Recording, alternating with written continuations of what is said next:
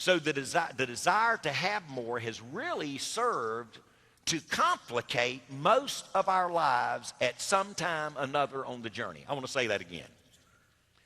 The desire to have more has really served to complicate most of our lives at some time in our journey. I wrote these 3 statements down this week.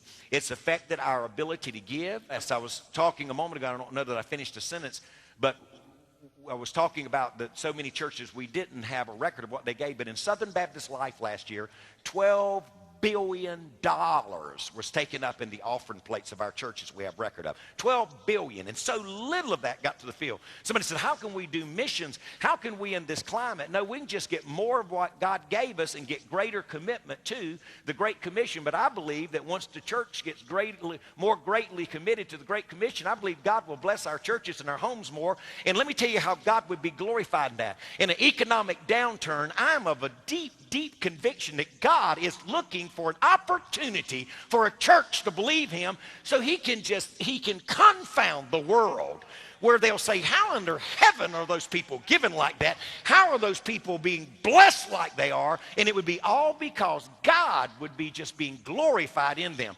When I came to this church 23 years ago, and we were talking about building buildings and moving, we didn't have the money to do that. Matter of fact, we needed 3 or 4 times what the budget had taken in the year previous, and we needed it in 30 days to buy the first piece of land here.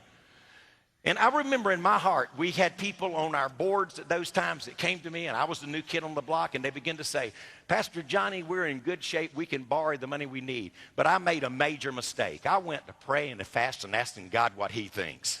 And when I did, God seemed to speak into my heart. And the best I could ascertain his will for us, I sensed he said to me, I want you to give me an opportunity to show myself strong